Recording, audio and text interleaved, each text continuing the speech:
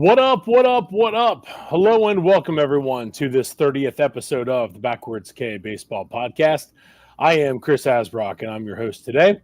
And I'm joined as always by my co-host Scott Kaiser. And we are also joined on this special episode, which is our college baseball preview, by the host of the Road to Omaha podcast and former Elon Phoenix and Cincinnati Bearcat outfielder, first baseman, DH. He did it all, man. J.P. Sponseller, J.P. My man, how you doing, buddy? I'm good, man. How are you guys? Hey, not bad. Thanks for joining us. Yeah, yes. I appreciate it. Thanks for having me on. It's the best time of the year, man. Best time of the year. Pitchers and catchers reported, for some teams in the majors, but then we got college baseball this coming weekend. It's awesome. Yeah, best time. It always sneaks up on you. It's best time of the year. You got that right. Well, like I said, this is our college baseball preview, and we couldn't think of anybody better to bring on than yourself. You do a great job with the Road to Omaha podcast. It's a great listen, so make sure you check that out as well. But in terms of getting into college baseball, let's quickly look back at what your thoughts were from what we saw last year, because it was. I come on this show and I really pumped the tires of college baseball, but last year was just another great season. What were your thoughts on what you saw?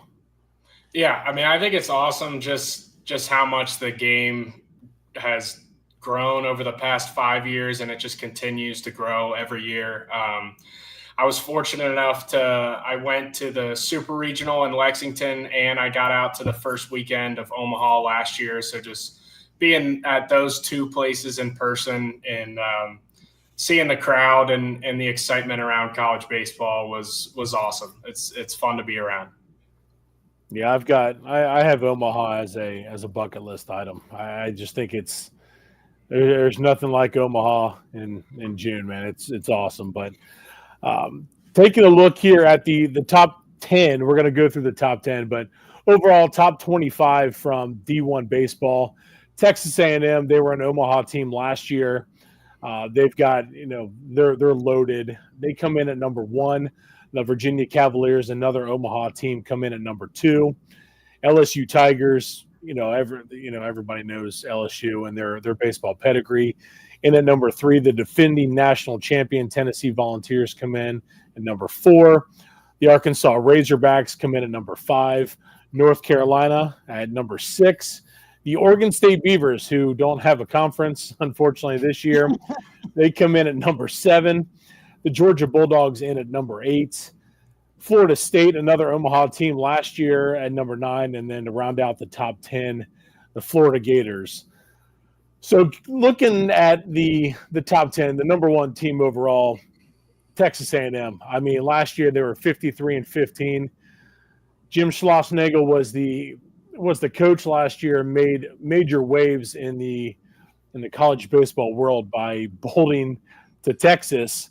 But A&M made the right hire and bringing in Michael Early, who was on the staff with him anyway. But taking a look at Texas A&M, JP, what are your thoughts on the Aggies so far and what they're going to bring coming into 2025? Yeah, so this is actually this is my front runner pick to win it all. I know it's a pretty popular opinion, but I mean there's not a whole explanation that needs to be had behind it with the amount of talent that they have. They're returning almost everybody except for Braden Montgomery in that lineup. They got a lot of pitchers coming back, some new faces that'll be in that rotation. And I was fortunate enough to have Ryan Prager, which will be their Friday guy, on my podcast a couple weeks ago. And he just talked about the energy around the program right now. I mean, they really rallied around that team and program after that coaching change. And there's a ton of energy down there right now in College Station, and I think they're going to absolutely roll this year. Obviously, could be some hiccups here and there. They're playing in the best conference in college baseball, but I'm expecting big things from the Aggies. They're going to be, if you're new to college baseball, they're going to be your team to watch for 2025. Yeah, they bring in one of the top players in the country, Jace Laviolette. He returns. the junior lefty, plays center field. The kid's, he's an absolute stud. Then you got Gavin Grahovic, who is their third baseman, another great player. But in looking at their projected lineup, they've got 4 transfers that are projected to be starters in that lineup, which is pretty crazy. You've got is it Bear Harrison, transfer from St. Mary's, Matt Bergevin, transfer from Fairfield, Wyatt Henseler, transfer from Penn. Now, that's one thing in college baseball you see a lot is the transfers from the Ivy League schools into these major D1 programs. And this is one with Henseler, second baseman, senior. He's slated to be probably batting third in that lineup. And then Gavin Cash, a transfer from Texas Tech. He's a senior. Cash had a solid season last year for the Red Raiders. But, man, looking at Texas A&M, with Ryan Prager, like you said, you had him on your show. He's their Friday guy. He's their ace. And then bringing in a guy like Miles Patton from Long Beach State as well gives them a really solid weekend rotation. But overall, this Texas A&M team, I think, is definitely one to look out for. 19-11 last year in the SEC, which, like you said, JP, is the best baseball conference in the country. But man, A&M, if you get a chance to check out a game there, it's definitely worth it. Did you ever get a chance to go down there and play or no? I did not. Fun fact: the Elon Phoenix do open up at A&M this year on Friday, so we'll see how they weigh up against the number 1 team in the country here in the opening weekend. There we go. Let's move on to the number 2 team in the country, the Virginia Cavaliers, out of the ACC. Virginia is their perennial team, seemingly always, they're always, in that Omaha selection. It seems like every year in the Omaha 8. Last year they were there. 46-17, 18-12 in the ACC. Brian O'Connor in 21 seasons with the Cavaliers is 885, 370, and 2. What can you tell us about the Virginia Cavaliers and what to expect from a team that seemingly is just, they're always there each and every year? Yeah, I mean, Coach O'Connor does a great job. Like you said, it just seems like they're in the conversation every year. Not taking a knock on Virginia. This is honestly crediting them, but they're always a team that going into the regionals, I feel like they're not going to make it to Omaha, and they seem to always end up there.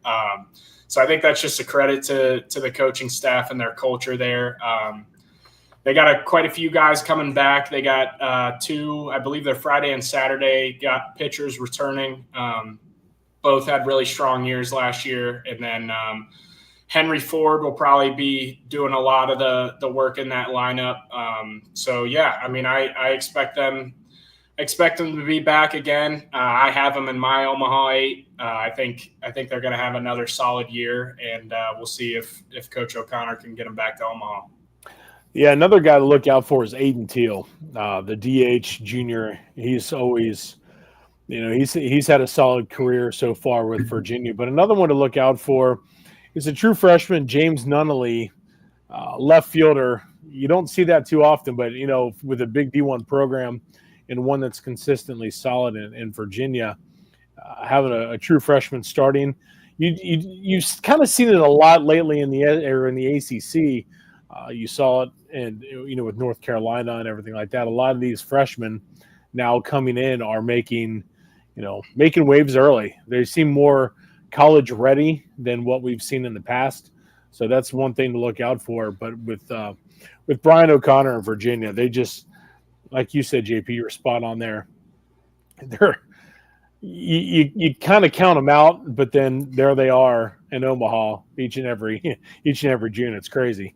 Yeah, and I feel like they always they never have like 2 or 3 dudes that are hitting for like 20 to 30 homers, but it seems like they always just have a really solid lineup that can hit for contact and a little bit of power, and they always just pitch it really well, and it always ends up being enough to get them there. So let's move on to the LSU Tigers. Now, LSU, they always had a fantastic program, brought up recently by the explosion of Dylan Cruz and Paul Skeens, and couple years ago with that, with their national championship run, which really, to me, kind of, I don't want to say put college baseball back on the map, but it really pumped the tires of college baseball with what we saw with Wake Forest and, Florida and LSU, those battles that we have seen over the last couple of years. But now LSU comes in at number 3, 43-23. They just missed out on Omaha last year. Coach Jay Johnson, 137-62 in 3 seasons there. LSU is LSU. To me, they've got one of the, I would say probably the biggest transfer haul in the country this year, and that was Luis Hernandez. He was a transfer from Indiana State. He was the catcher. He's going to be a senior. He's going to be their guy that's going to, he's going to be their anchor behind the plate for him. That's a huge get for Jay Johnson, bringing in Luis Hernandez from, like I said, from Indiana State. JP, what are your thoughts on LSU and what to expect from, again, a team that's in the SEC and one that seemingly reloads each and every year? Yeah, I'm excited to watch this SEC or this LSU team this year. I believe they, like you said, they have a ton of new faces in that program, so it's going to be a very, very new team all the way around. You got Jay Johnson and a crew who won a national championship and then missed out on Omaha last year. So I'm expecting them to come out with some fire this year and a little extra chip on their shoulder to get that program back where they want to be. Not that they've gone anywhere, but get them back to Omaha, back in that national championship. One dude who I think is going to absolutely go off this year, he's actually a sleeper pick for Golden Spikes, in my opinion, is Jared Jones. You saw him make a huge jump last year power-wise and really didn't increase in strikeouts anymore. So I'm expecting him to make another huge jump into his junior year. And I think he's going to hit a lot of balls out this year. That's a great pick there because I had Jared Jones highlighted as one of my guys as well. 28 home runs last year. I mean, this kid, he can mash. He plays a solid first base as well.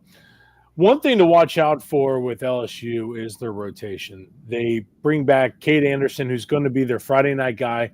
He's only a sophomore. But one thing they did get was Chase Shores. He did not play last year. He was injured. He's a junior, so here you go. It's almost like bringing in a new arm, with a guy like that who did not play last year. But one guy that they did bring in as a transfer was Anthony Ianson, transfer from UC San Diego. Now, UC San Diego, the Tritons are a program on the rise, and to bring in a guy from that program, anytime you get, some of these guys from the West Coast to come in and everything like that, definitely are ones to watch out for. But Ianson's going to be a guy who's going to be most likely their Sunday starter. So that's another one to keep an eye on for LSU. But yeah, this should be another great year for Jay Johnson and the LSU Tigers. So, again, LSU, they're another team that continues to stay put and they don't go away. Another team that does not go away, the Tennessee Volunteers, the defending national champion. Now, you saw them last year. Did you see them last year when you were out there in Omaha? I did. Okay. Yeah, that was the best game I went to was game 2. It was on day 1. It was Tennessee and Florida State in the opening game. And that was when Tennessee had the huge comeback. Christian Moore hit for the cycle. That was an unbelievable game to be at and see in person. I personally think if Florida State wins that game, they win it all, but that might just be my opinion. But yeah, they were a super fun team to watch last year. That was one of the best games that if anybody gets a chance to watch that, yeah, that was. I remember, sitting on my couch watching it. It was one of those games to where you couldn't take your eyes off the TV. Just incredible. Christian Moore continued to show why, he's one of the best players that we've seen in college baseball, period. But looking at Tennessee again, the defending national champions, 60-13 under coach Tony Vitello, who is in his 7th season with Tennessee. Finally got the job done and bringing home that national title to Knoxville. Tennessee, another team, like I said, this year, they bring in some transfers to help shore up a solid team and lineup and rotation. But what can you expect from Tennessee this year under Coach Tony Vitello? Yeah, so the interesting thing about them this year is they lost a lot of their notable players, and if you look at the projections for what their lineup's looking like, they only got like 1 or 2 transfers coming in that are projected to start. So this is going to be some guys that were at Tennessee that we just haven't gotten to see play yet. So it's going to be interesting. I'm a huge Tony Vitello fan. I know some people love him, some people hate him, but I love what he brings to the table. I think he's a great coach. He's going to have his guys ready to go, and it's going to be another fun team to watch and fun to watch some of these players emerge into. There's going to be one guy on that team, right? That like Charlie Condon, not many people knew him before last year. There's going to be a guy on that team that really steps up, and they also just brought in Alberto Osuna, who was at North Carolina last year, was at Tampa for this fall, and then the rule changed with JUCO or whatever, and he was able to have one more year in Division I. So Osuna will be there. He's going to hit for a lot of power, and that place is a bandbox, so always fun to watch the balls fly out of there. Wow, I did not see that. That's a great move for Tennessee. Wow. Yeah, they've got some guys. They brought in 2 guys from Ole Miss. You had mentioned the transfers. They brought in Gavin, is it Killen, I think, from Louisville, transfer second baseman, and then Andrew Fisher from Ole Miss. But then they're most likely their Friday night starter is another transfer, Liam Doyle from Ole Miss, junior lefty. You know, being the Friday night guy at Tennessee comes with a lot of expectations because of what you've seen before. They've had some studs come through there. So now that that pressure gets up to a little bit more, being the Friday night guy at Tennessee. Yeah, one thing I've noticed about those kids though is at least the past couple of years, and I think this is a reflection of Tony Vitello, is they don't feel pressure, man. I mean, they live for those big moments, the big games. It seems like they're almost more excited and more comfortable in those spots than they are your midweeks or whatever. So. Yeah, I'm really excited to see who emerges from this group, and I think we're going to have another great Tennessee squad in 2025. Yeah, Tennessee. Yeah, they've got that pressure of defending that championship, but yeah, under Tony Vitello, man, that guy, he's impressive. I will say that. Moving on to another SEC team, the Arkansas Razorbacks. They're a team that usually comes with pretty high expectations. That's been the case over the last couple of years under Coach Dave Van Horn. He's been 24 seasons. He's 883 and 457. Last year they were 44 and 16, 20 and 10 in the SEC. Arkansas, again, another program that is, loaded with talent. That's usually what you're going to get from an Arkansas Razorbacks program, led by catcher Ryder Helfrich.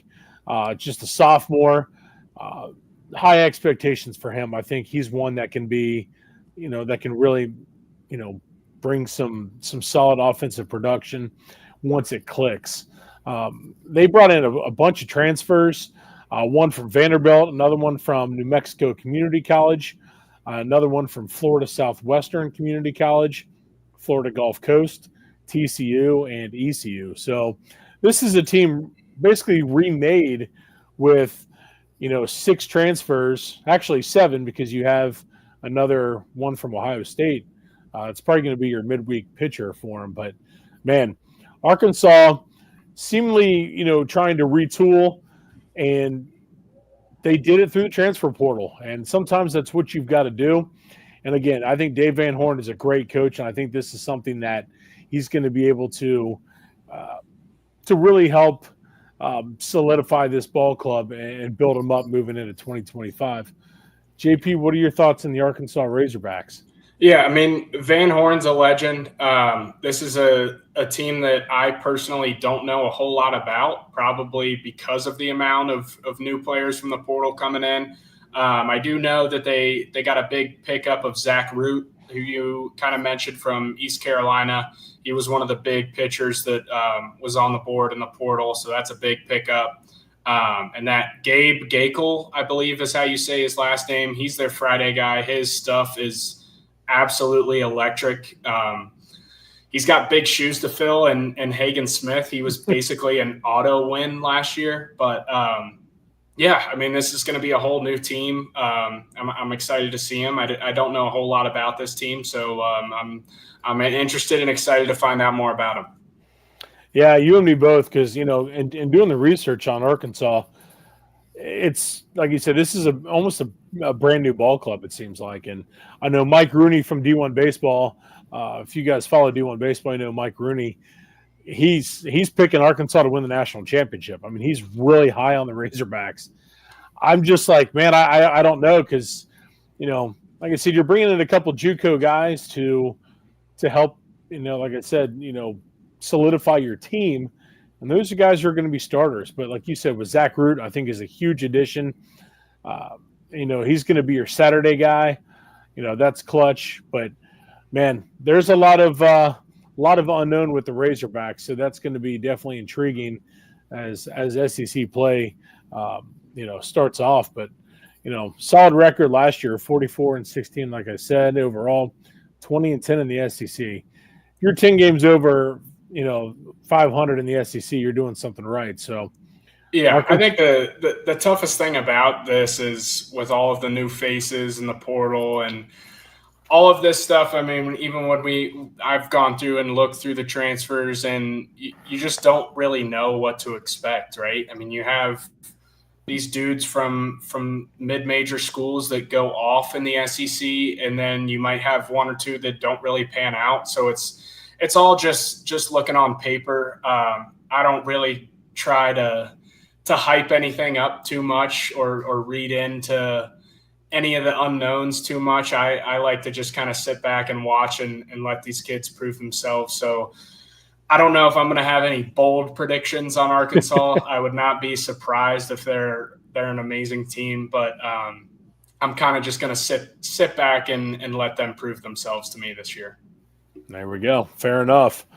Another team that is, loaded with expectations is the sixth-ranked North Carolina Tar Heels. Scott Forbes in 4 seasons is 154-89. They were an Omaha team last year, 48-16, 22-8 in the ACC.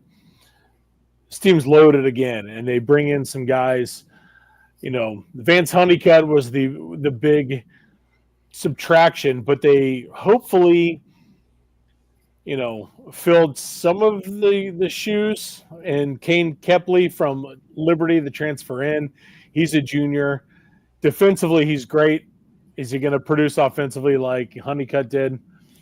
That's to be seen. But again, overall, North Carolina, top to bottom, is stacked. Luke Stevenson, the catcher. You've got Gavin Gallagher at third base, Alex Madera, shortstop, like I said, and Kane Kepley in the outfield. This is a solid team. You got Jason DeCaro, the sophomore right-handed pitcher, was 6-1 last year. He was their main guy in the rotation. He's their Friday night guy again. Again, North Carolina, the Tar Heels, they're not going anywhere under Coach Forbes. JP, man, when you look at North Carolina, is this – I know you said you don't want to make any bold predictions, but is this a team that you can easily see back in Omaha again? I don't have them picked in mind. It's probably just because it's another team that I don't know a whole lot about, and I'm going to need some of those guys to – I just have some question marks offensively a little bit. I mean, losing Osuna and Honeycutt is big. If I remember correctly, I mean, they had a lot of production in that lineup last year. I know North Carolina is always going to have arms and play defense. It's just kind of their style of play. I'm curious to see the offensive numbers they put up. I know Luke Stevenson. He's going to be one of the best catchers in the country.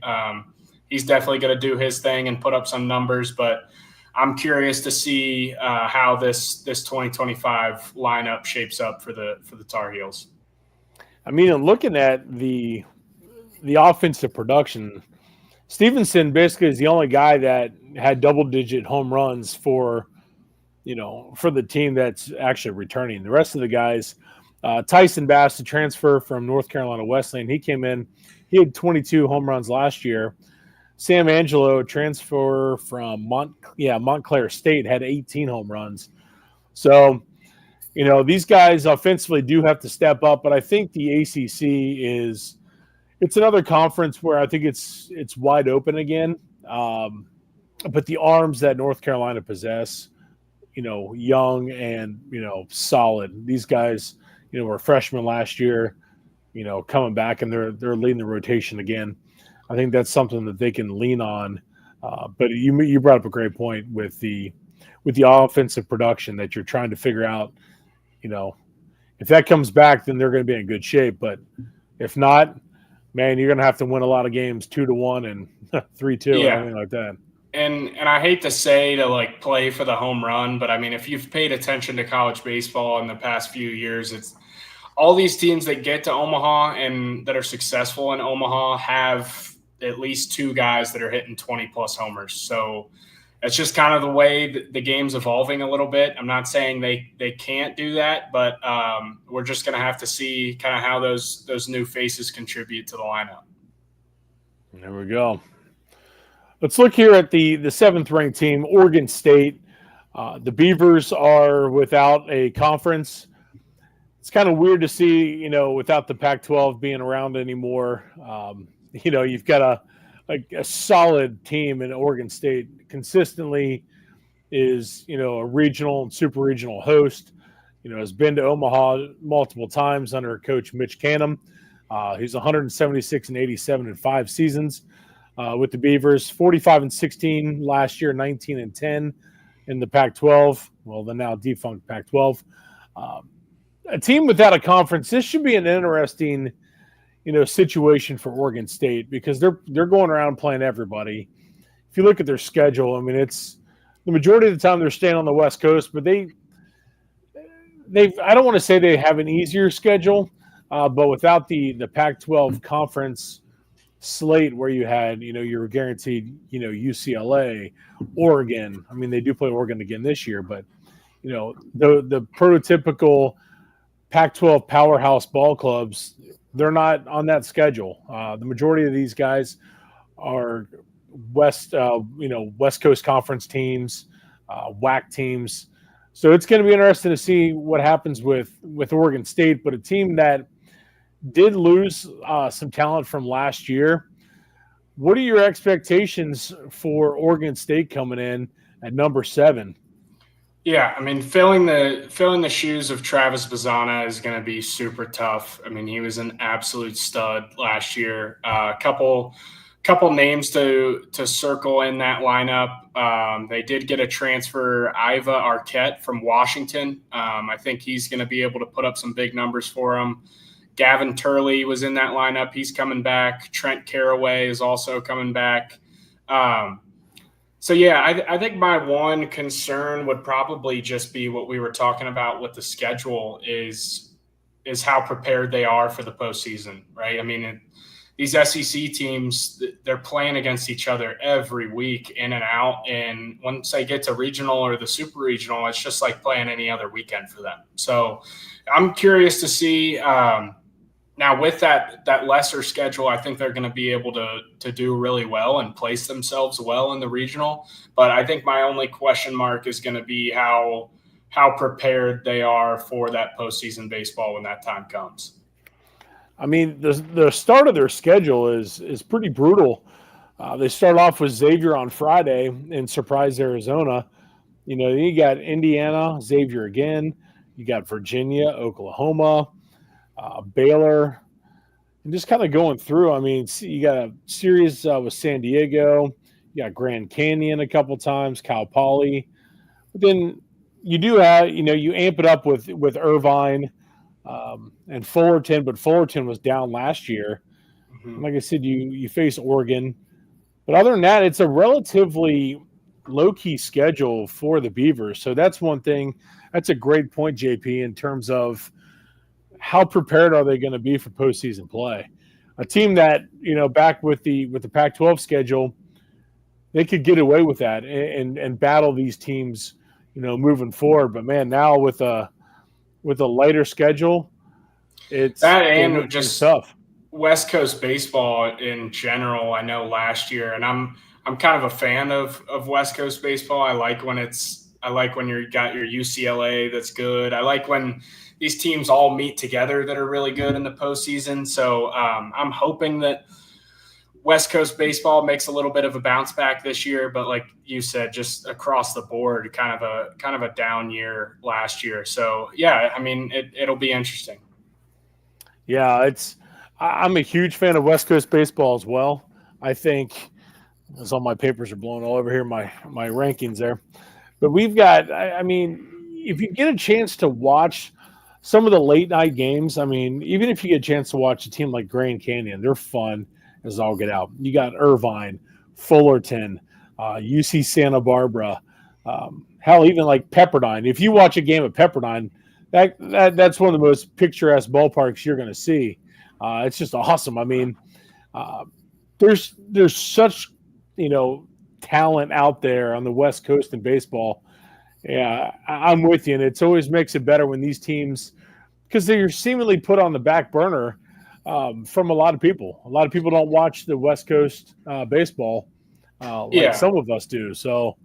And it's I think it was one thing that really made college baseball unique, right? Like when you have schools like Cal State Fullerton or Long Beach State or Pepperdine that are constantly in Omaha. It's just different than than basketball or football where you're sticking to your power schools that are going to make it. So I'd like to see that come back. I know with the NIL and the portal and everything, it makes it very tough on some of those schools to compete with some of these big dogs in the SEC and ACC. But I'd like to see a comeback out of them.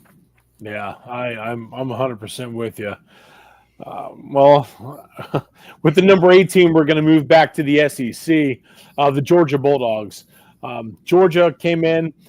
They were 43-17 last year, 17-13 in the SEC. Wes Johnson, he was originally with LSU, took the job over in Georgia. Did a great job with them. Like I said, 43-17. Charlie Condon is their big piece that they lost. The dude he could flat out rake, and well-deserved honors for him last year. Those are some pretty big shoes to fill for the Georgia Bulldogs. They did bring in a couple transfers. Actually, it looks like 7 to be exact. Rylan Zaborowski from Miami University actually is going to be slated to play first base for him. He came in with 10 home runs. Christian Adams from Florida Atlantic. Devin Obie from Duke. Nolan McCarthy from Kentucky. Robbie Burnett from UNC Asheville. And then a couple pitchers, JT Quinn from Ole Miss and Brian Curley, transfer from VCU. But again, an SEC schedule is tough, and especially when you've got, 5 positions that you're filling with transfers. That's, you're kind of flirting with some danger, hoping that these guys click early on. Otherwise, you can get out of it pretty quick. Yeah, I was fortunate enough to have Nolan McCarthy and Trey Phelps on the show last week. And I mean, talking with these dudes, they have convinced me that this team is going to be nasty and that they're going to make it to Omaha. They really, there's just they kind of said there's a feeling in the locker room after being one win away from Omaha last year, losing to NC State at home. Just kind of a heartbreaking series for them. I personally asked them about filling the shoes of Charlie Condon, and their answer was actually pretty interesting. They said there's not going to be one guy that does that, but they truly feel like that their 5 to 6 guys in the middle of that order are going to kind of tag team it together. And they told me, I think they said they are expecting, they would not be surprised if they have 6 guys that hit 15 plus homers. Now they do play in a really small park where it's easy to pop the ball out of there. But I'm excited to watch this team. I think they're going to be really good. One name that they said, I asked them, I said, who's one guy that's going to make a name for themselves this year? They said Christian Adams from Florida Atlantic. So definitely circle that name. They both said it without hesitation. So wow. I'm excited to watch him play, see how he takes his talents to the SEC. I'm super high on this team this year, and I got them in Omaha. But, I'm super pumped to watch them. Yeah, there's a lot of, just kind of going through their power numbers, man. From their projected lineup, you've got 4, 10, 8, 17, 17, 16, 8, 18, and 12. That's, yeah. Another thing is talking with Nolan, who he played center field at Kentucky. He said, I believe all 3 of their outfielders that are slated to play right now are all center fielders. So this team's going to be able to play a little defense too. Man, in the SEC, you've got to be able to play defense too. That's wow. See that, it's those little things right there that make that, really intriguing. So now, circle Georgia as a team to watch for. I don't have them in my Omaha 8, but man, I tell you what, you might have me rethinking that. Man, that's man. All right. Don't overthink it. Your brain will turn off after about 25 minutes. That's what usually happens to me. Yeah, I did. My Omaha 8 last year, I thought really hard. And like I said, I think I got maybe 2 right. It's tough. Man, tough.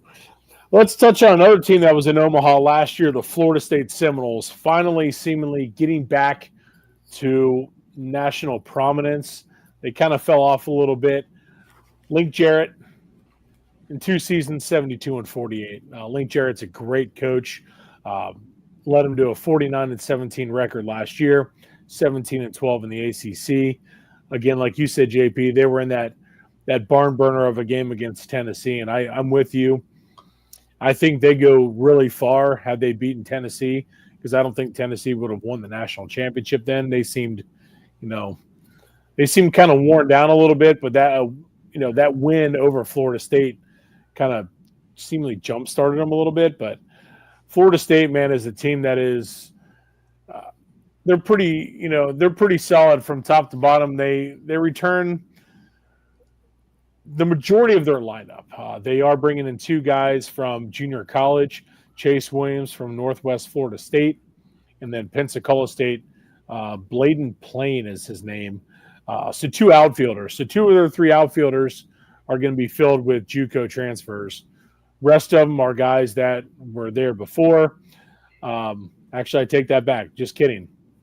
One of them is a freshman. Miles Bailey is a freshman first baseman.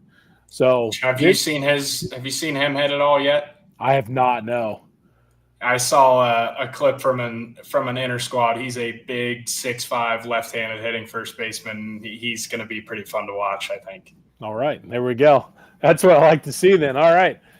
Yeah, because ACC baseball, again, it's kind of funny how, the way the different conferences are and just the way they kind of play a little bit. You've got smaller ballparks in the SEC compared to, you got some good-sized ballparks in the ACC. And you're playing a lot of colder weather games with Boston College. You've got, farther, up the coast, I guess, a little bit. It's not as warm as it is in Florida, but Florida State, though, again, Link Jarrett, like I said, is a great, great coach. Looking at Florida State and what they bring to the table this year, what do you think about the Seminoles? Yeah, this is probably the team I'm the highest on other than Texas A&M, honestly. I'm super high on this squad. Link Jarrett, I think, is a great coach. They went from – in 2023, I believe it was their first year in like 20 years or something, not making the tournament. And he gets in there and takes them to Omaha right away. This team is going to absolutely rake this year. I've just been Now, this is all I'm seeing clips of inter squads and stuff on Twitter, but I mean, just watching the swings and the where they're hitting the ball, the way they're hitting the ball. I'm super high on this squad. I think the guy to circle in that lineup is going to be Max Williams. I think he's going to be an absolute stud. He just hits lasers all over the ballpark. He may not hit 25 homers, but he may have 15 with 15 doubles. I mean, the guy just hits the ball anywhere it's pitched, opposite field, pull side. He absolutely rakes. So I'm expecting a huge year out of him. And they're also led by potentially the number 1 overall pick in this. I think he's I think he's also, I think he's the best pitcher in college baseball. Honestly, his stuff is disgusting. And being a left-handed hitter, it just looks like an absolute nightmare in there. He is. Jamie Arnold, the junior lefty, is nasty. He was 11-3 last year. 105 and 2/3 innings, had 159 strikeouts and only 26 walks. Jamie Arnold is nasty. And again, most likely the number 1 overall pick.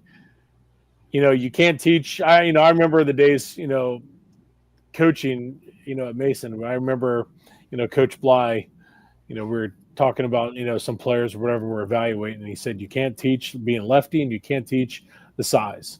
And Jamie Arnold's got them both.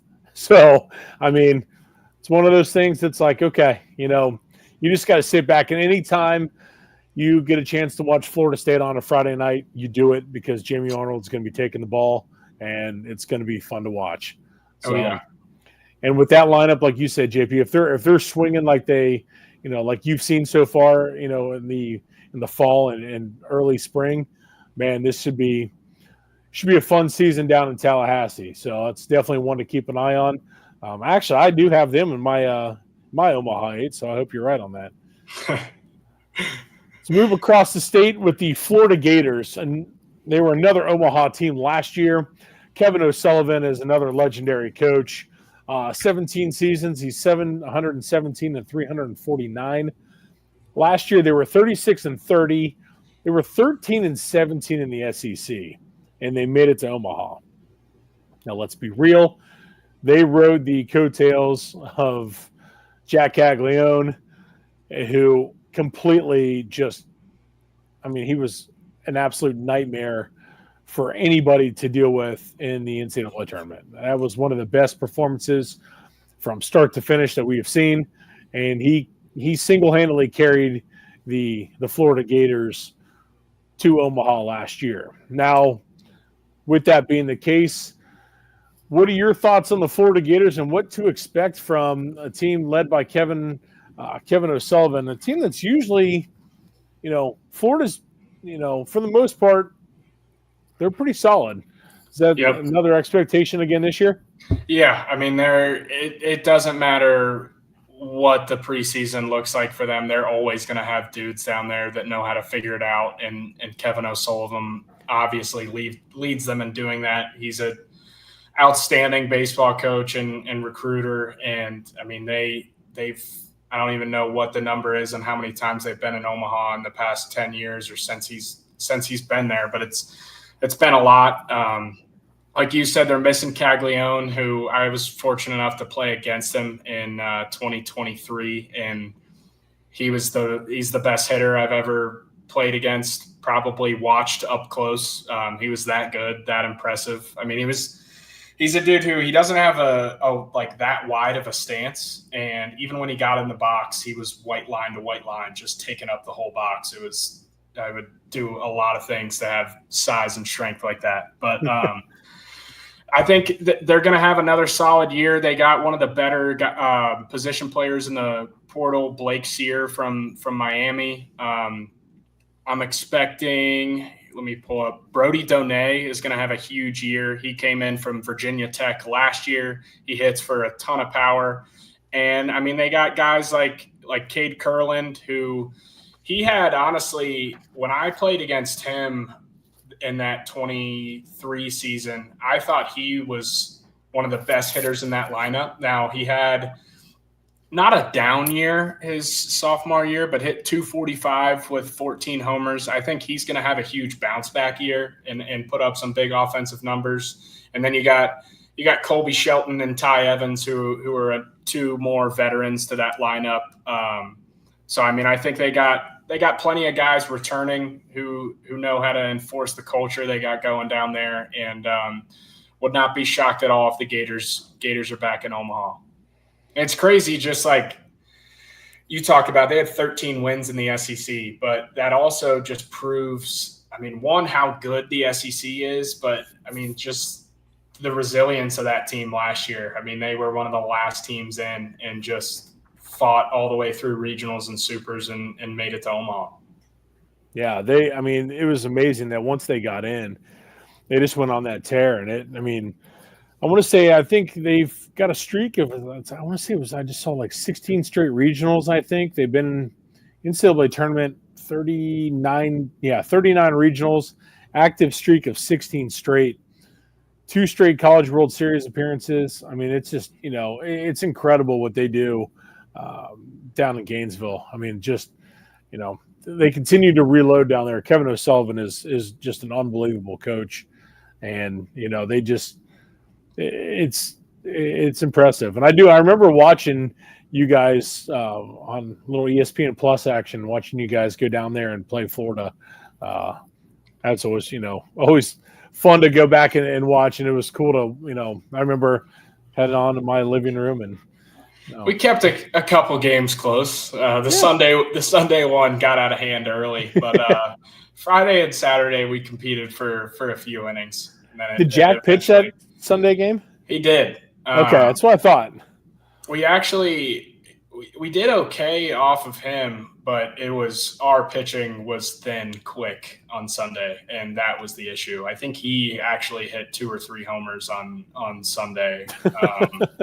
Yeah, they actually broke the Florida single game record for home runs against us in that game. I think they hit like 8 or 9. It was my.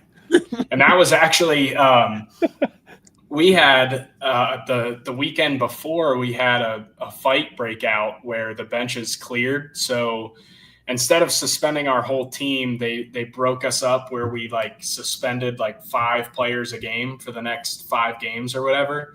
And I actually got to sit in the stands for that Sunday game. And that was my suspension game. So it was I had a pretty good seat to watch balls just flying all over the yard. So also awesome ballpark. So I had a pretty good experience, but yeah. Yeah, at least you didn't have to face any of that. So there's right, that. Yeah. Yeah. They had the lefty on the mound on Sunday, and they probably picked that was a good game for me to sit out on. That lefty matchup just wasn't it. No. Oh man! So basically, looking at the rankings, what teams do you think could possibly overachieve and then underachieve based off of what we're looking at? Even top 10, or if you even have any others, overall in the top 25. I know we didn't mention the rest of the top 25, but yeah. So I got a little bit of a homer pick in Mississippi State. As you know, our buddy Joe Powell, who I played with at Mason and at Cincinnati, he'll be down there doing some catching. So I'm hoping that they have a really good year. I know they lost some arms, but they also always reload down there. It's the coolest stadium in college baseball with arguably the best fan base. So I mean, who doesn't want to go play there for the Bulldogs? So they're a team. I also saw Kendall Rogers from D1 Baseball was really high on them. So I mean, I'm just curious to see what they got going down there. They were a team last year that I feel like was written off pretty early, and then I mean they were pretty close to beating Virginia in that regional, and then who knows what happens from there. So I'm curious to see what they got. I think they're going to have a solid team. They got Hunter Hines coming back, who might hit 25 homers. He's a stud. He rakes. So Mississippi State is definitely going to be on my list to watch all year. What about a team underachieving? I'd say in the top 10. I mean, one that we look at. Underachieving, I'd probably go with just those teams that I maybe didn't know a ton about that still need to prove themselves early on. So probably like a North Carolina or an Arkansas. No, I mean, I don't have any backing on these predictions. It's just that not a lot of people know what they're going to bring to the table. So, I mean, there's just a lot of question marks more than me guessing that they're going to underachieve. Yeah. Now that's one thing with college baseball is there's seemingly more of an unknown each and every year than what you see in the majors and everything like that. You can look at, the majors. We'll talk about, probably in our lead up to the regular season, Scott. We'll be discussing how bad the Chicago White Sox are. Like, we know that going in that they're going to suck. Same with the Rockies, most likely. College, there's such a wide array of talent, and that's what makes it so great, though. I think is the fact that it's well, and throughout this conversation, you guys are going back and forth. I mean, I don't follow it nearly as much, obviously, but when you're talking about the transfers and everything, like how much has that changed for baseball? Because I mean, everybody focuses on football and basketball when they talk about the transfers and what that mean. But I'm sitting there listening to you guys talk about like all these transfers. And I'm like, how could you even know like what you really have at a lot of these programs? Like how much turnover is there now at like an average baseball program with the way the transfer portal works now? I mean, there's a lot. It's honestly, it's just as relevant as it is in basketball or football. You've seen recruiting change where, I mean, the high school kids, it's like, I put it this way to people. It's, if you need to fill your roster with however many spots, would you, and you're one of these teams that has the money and can give it to these kids and recruit hard in the portal, would you rather take a high school kid who you don't really know the competition he's playing against in high school and you don't know how that's going to translate to college baseball? Or would you rather take a kid from a mid-major or a Division II that's raked for 2 years and he's got confidence, he can do it at the college level? So that's kind of, I mean, it depends on where teams need to fill their gaps, but it's definitely a huge thing in college baseball. So seemingly it gives like guys a second and third shot that maybe didn't get, the big time recruiting. Like you prove yourself and then get maybe a call from those schools basically. Right. And on the flip side of that, which I think is fun to see, is you have these kids that go to these big programs out of high school and maybe don't see the field and hop in the portal. And now you see them go to these mid-majors where they just go off there and kind of find their way in these mid-major programs, which I think is awesome to watch. That's what I think I like more. I like that part of it more is, I mean, you talked about how, the trust in a freshman and an incoming freshman or the kid from JUCO or the mid-major coming in, you're going to trust that, that player with the experience. So the ones that are sitting, like you said, they're going to go to the mid-major and absolutely tear it up. That's what makes college baseball so great is these mid-majors there's some damn good programs throughout this country, man. It's not just, we talk about the ACC and the SEC, which, had what, 9 of the 10? Yeah, 9 of the 10 programs in the top 10 were ACC or SEC, with the lone holdout being Oregon State. But after that, I mean, you've got teams like Dallas Baptist. People are like, who the hell is Dallas Baptist? They are one heck of a program, college baseball wise. You've got Cal Santa Barbara out there tearing it up in California. They're fun as hell to watch. Nebraska is seemingly picking it back up. Now, you think of Nebraska, you think of a basketball school or football school or volleyball. You don't think of baseball. That's the team that's picking up. Troy is in the top 25. Troy's a heck of a team. There's so much, that you get to see because of the amount of talent throughout this country and these big-time players going from these big programs to the small programs or smaller programs. It just makes it's what makes college baseball my favorite level to watch because of what you see each and every week. I mean, it's incredible. I think, and JP, I think you hit the nail on the head with everything you were talking about with the portal.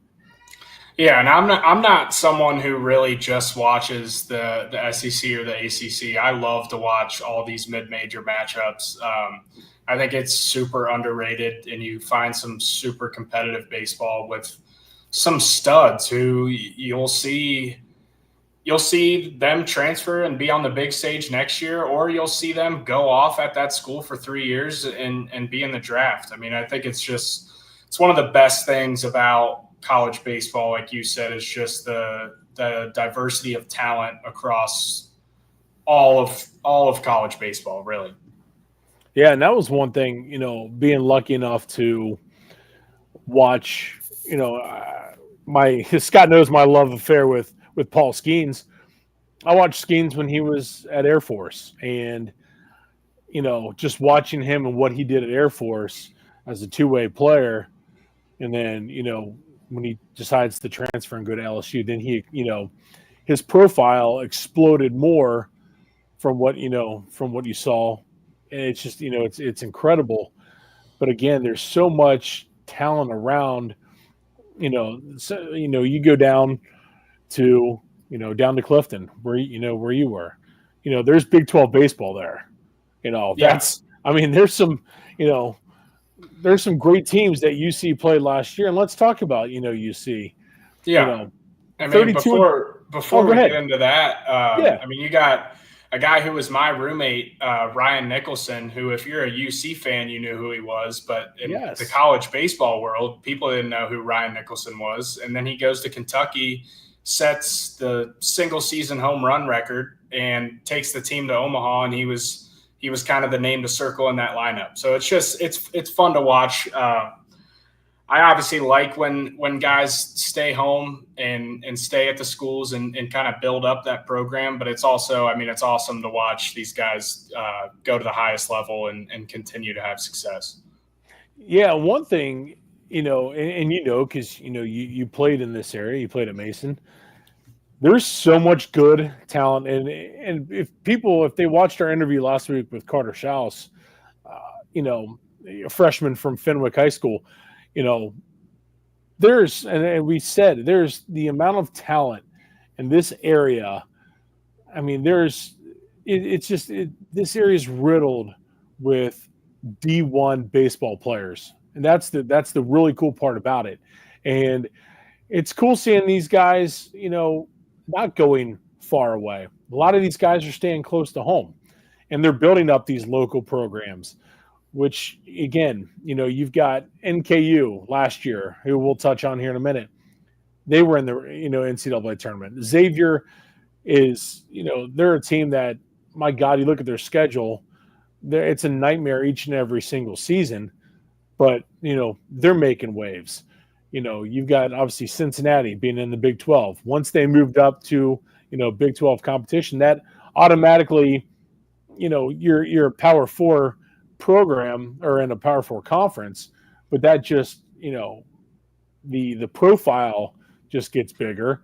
Even though UC's always been a relatively solid team, but over the last couple of years, with the local talent staying as well, it just continues to build and build and build, and that's what it's really cool to see.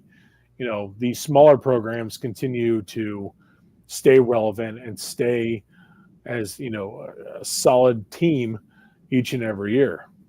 Yeah, I mean, it's just a great area for baseball. I mean, obviously, everyone knows about Atlanta and Florida and all these places that are just notably good at baseball. I'd have to say that the greater Cincinnati area has got to be one of the more underrated places to find talent in baseball. I mean, it's a baseball city with the history of the Reds and the Big Red Machine, and it's a place where I feel like a lot of people grow up there and stay there. So it's for example, like my dad, like I'm watching the Big Red Machine growing up when I'm 5 years old. Like it's just everyone is kind of into baseball at a very young age, and it was a great place grow up and grow my talents throughout high school and compete against some really good talent without having to go too far away.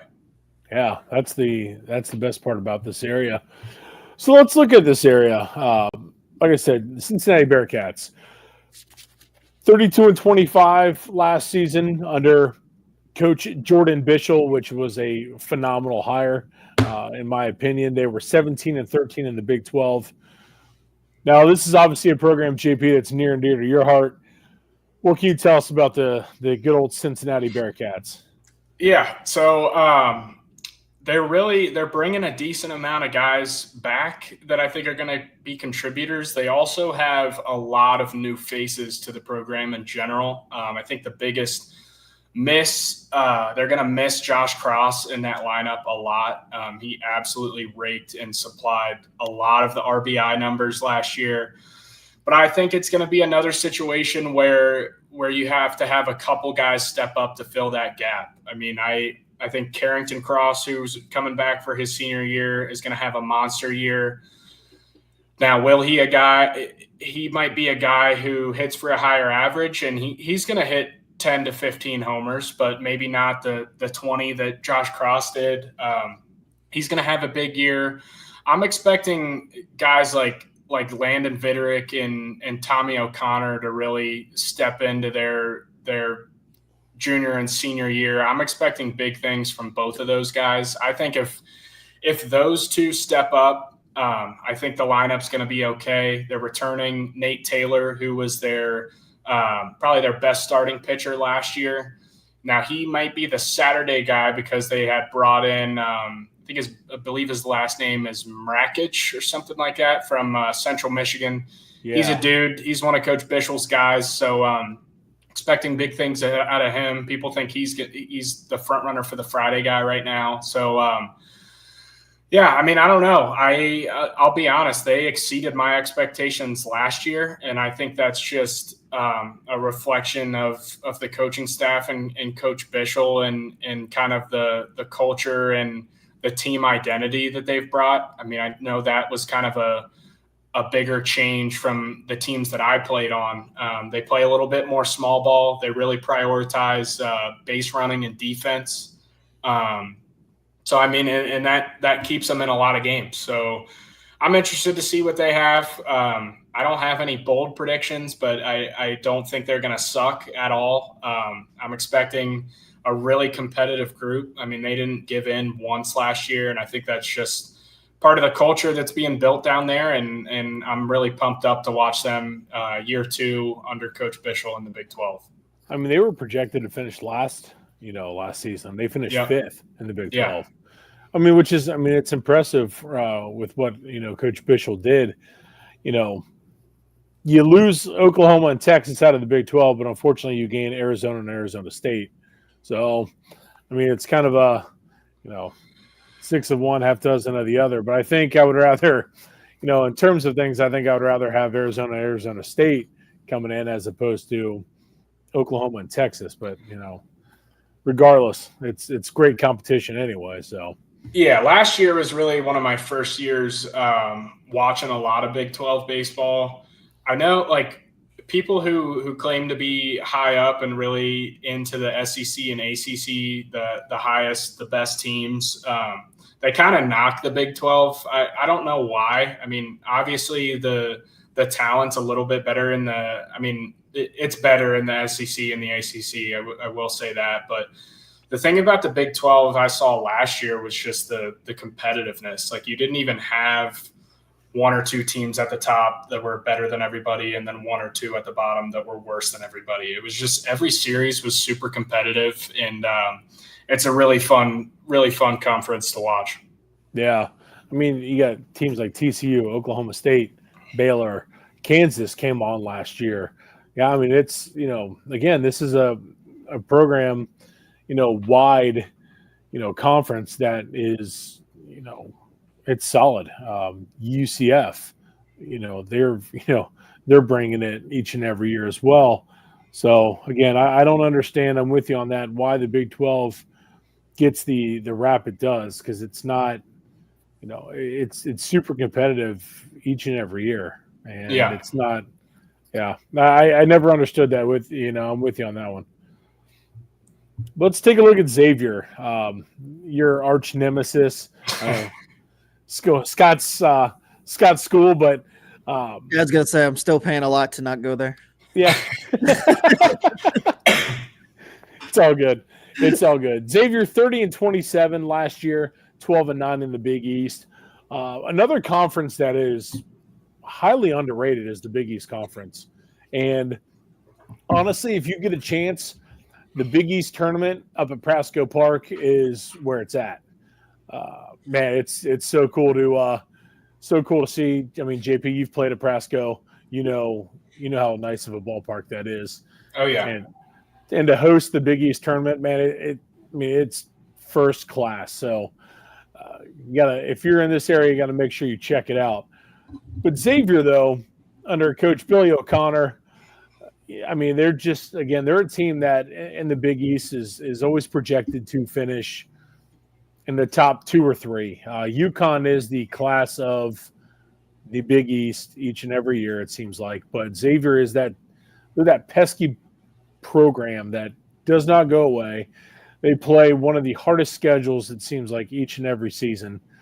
Like I said, the first part of their schedule, they're not at home until like March 25th or something like that. Like late in the month of March, is their first home game. Other than that, they're all over the country. They play anyone, anywhere. That's one thing I do like about Xavier. JP, what are your thoughts on the Xavier Musketeers? I know it's going to be a little hard to say. No, too many nice things, but Yeah, Xavier's a team, obviously, that I don't like. I never have liked, but whenever we played them, and I still do, I respect that team a lot. Now, one thing is, I do think Coach O'Connor's a great coach. He was good buddies with my staff at Cincinnati. He has the tendency to rub some people the wrong way, and I was definitely one of them, being in the opposing dugout. But no, I mean, the players love him, which that's always what I go off of, right? Yeah. I mean, it's people hate Tony Vitello, but if you talk about to any one of his players, they would run through a wall for him, and they love him. And that's what I've heard from the Xavier players about Coach O'Connor.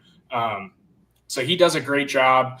You talked about their strength of schedule. I mean, I want to say I saw something that they had the toughest non-conference schedule in the country this year, which they always play a really tough schedule.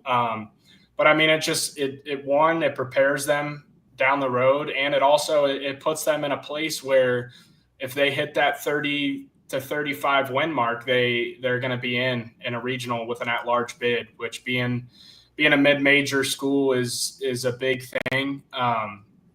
Obviously, you're not putting yourself in that situation where you have to go win that Big East tournament to be in the postseason. So they put themselves in a great spot. They're always super competitive. Another team that I feel like never really gave in to us. We would go back and forth a lot, and they're always just a tough group. They play hard. They play the right way, and I'm really excited to see. I know my last year. Or was that my junior year? They beat us 4 times, I believe.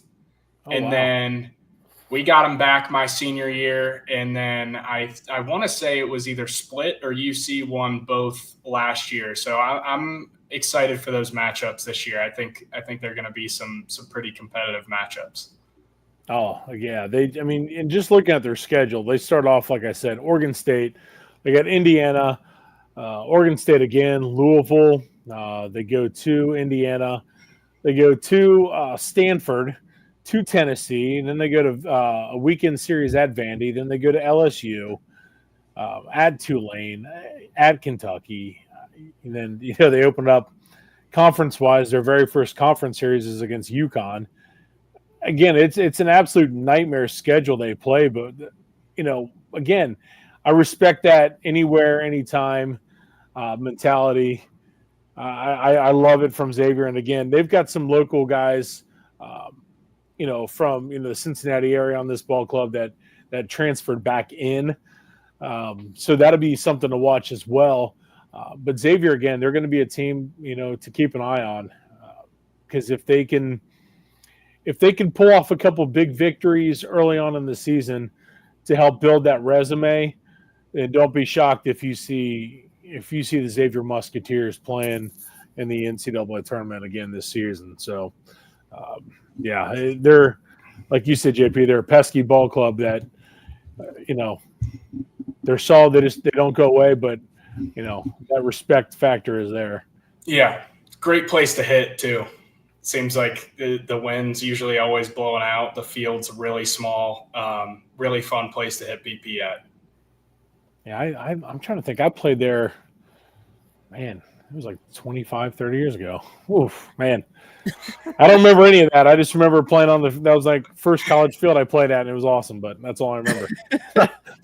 Other than that, I didn't have the talent you guys did, but man. Let's stay local again here. One of the final two local programs we're going to touch on, the Miami Redhawks, 27-27, 17-13 in the MAC. Miami consistently is they make some noise in the MAC, but they're not usually one of the upper tier programs. What can you say? I mean, let's be real. They're not a program that not too many people really know about either. They tend to fly under the radar locally and nationally as well. What can you tell us about the Miami Redhawks? Yeah, they're a team, I think, that's just going to be it's just going to be a question mark. Like, it seems like every time they bring in talent, and we played them a couple times, and they had some really talented kids on that team that you look up in 3 months and they're in the portal going somewhere else. So I think they've just struggled a lot in holding talent there and just building somewhat of a culture where people want to be there and want to play there. I do think the MAC is usually, especially now that Coach Bischel's out of Central Michigan, it's kind of always anybody's conference. So not writing them off, not saying they're going to be great. I think it's just going to be a team that you got to watch and learn as they go on, because there's just constantly filling gaps in that program year to year. Yeah, it's again the MAC in terms of baseball. It's seemingly like it's Ball State and everybody else. You do get Kent State is obviously they're a solid program, and then like you said with Bischel leaving Central Michigan, that did change a lot. But the MAC it's always been a conference, like I said, that's flown under the radar. Not too many people really know too much about it. But Miami's, if they can consistently get some wins and keep their guys in that program, there's a lot of potential there. But unfortunately, like I said, their top players, they play there and then they bolt.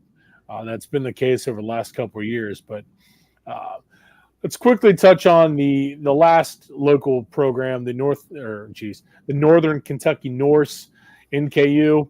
Won the Horizon League last year, made the NCAA tournament for the very first time. They were 35-24, 19-11 in the Horizon League, and knocked off Wright State in the Horizon League championship.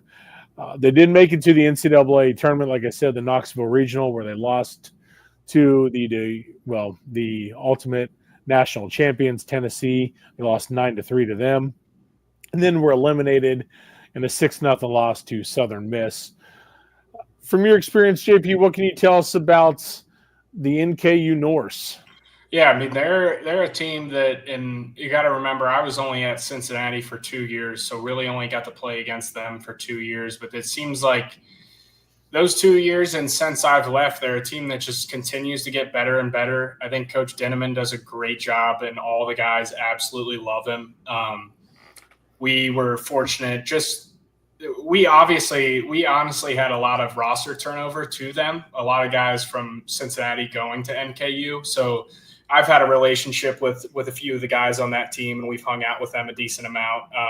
There's just a lot of energy around that program right now, and it's all good energy. I mean, I know if I were to tell you that NKU was winning the Horizon League 10 years ago, you probably would have thought I was crazy. But I mean, they beat Wright State. Now that is kind of an end-loaded conference, I feel like, most of the time, where I hate to say it, but some of the teams towards the bottom of that conference are pretty bad. Yeah.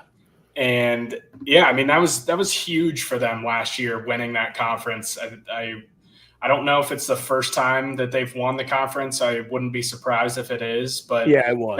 They got some good things going down there. I think that's going to be another program that, as long as Coach Dinneman's there, I think they're going to continue to grow and be solid and put themselves in a position. I mean, that's the thing about being in a conference like that, though, is if you're one of the top teams, you're looking to play postseason baseball every year. If you win that, all you got to do is win that conference tournament. So, really fun group down there. They got a lot of momentum going, and I think they're going to continue to be in that conversation at the top of the Horizon League. There we go. Well, let's wrap it up with your Omaha 8. Who you got? All right. Now, I've already talked about my feelings towards the Omaha 8. It's absolutely impossible. You don't know where teams are going to match up in the supers. But I'll rattle them off for you guys. I got Texas A&M, LSU, Virginia, Georgia, Florida State, Florida, Duke, and Mississippi State. Okay. I went Texas A&M, Virginia, Florida. I went Dallas Baptist, but I was thinking I was going between them and Arkansas. I'll probably go Arkansas. I don't know. I'll leave it as is. I've got Dallas Baptist, UC Santa Barbara, Oregon, Florida State, and North Carolina. So, yeah, I mean, I had Dallas Baptist and UC Santa Barbara both were kind of right on that teetering edge for me. I feel like the reason that I didn't put them in is just because of how things kind of shook out last year, where you got the 4 SEC, 4 ACC. So we'll see. I mean, UC Santa Barbara has some dudes on the mound, which you talk about a 3-game series. I mean, they can beat anybody with those two, the Friday, Saturday guy that they got. So no, I mean, I think those are two really good picks that I'm hoping we get a mid-major back to Omaha this year. Yes, that is much needed. You get a mid-major there, make a run like Coastal Carolina did, capture the natty. That's what it's all about. Oh yeah. Well, awesome. Well, JP, thank you so much. And real quick, plug your podcast and everything like that, and how people can follow you. Yeah, so it's just called the Road to Omaha podcast. All the handles and URLs are a little bit different between Twitter and Instagram, but if you look that up, you should be good to find it. I'm on Instagram, Twitter, TikTok, and then just started a YouTube channel, which I'll be posting podcasts, and then I'm also gonna, whenever I make it out to some games this year, I'll be doing like some weekend vlogs, and I'm already booked to go to Mississippi State. So I don't know if you got the pleasure to coach Nick Powell, but he will be ready to go. Yes. He'll be on the vlog for sure. And then I got a place booked for Omaha, so I'll be back out there for the opening week. Well, that's awesome, man. That's awesome. Well, we'll have to keep this rolling here. This is great stuff. Again, college baseball is back, man, and I cannot wait. So we'll definitely keep this up. Yeah, absolutely. Awesome. JP, thank you so much, man. JP, man, is really informational for somebody who does not watch until it gets closer to Omaha. So for sure. I appreciate it. I appreciate you guys having me on. Yeah, no, thank you, man. It's been a pleasure. And thank you guys for joining us here on the Backwards K Baseball Podcast. You can find us where you find all of your podcasting needs. We're on Facebook. We're on Twitter. You can find us on Cincinnati Broadcasting Network, as well as the Craft Brewed Sports Podcasting Network. For Chris, I am Scott. This has been another episode of Backwards K. Thanks to JP for joining us tonight. Make sure you check out all of his stuff and find out all that college baseball goodness. Baseball is back this week, everyone. We got college. We got the pitchers and catchers reporting on the pros. It's the best time of the year. Put that Super Bowl in the rearview mirror and get on the same page. Everybody can agree that baseball is the best sport in the world. Thank you guys for joining us. We will catch you next week. Cheers, everybody.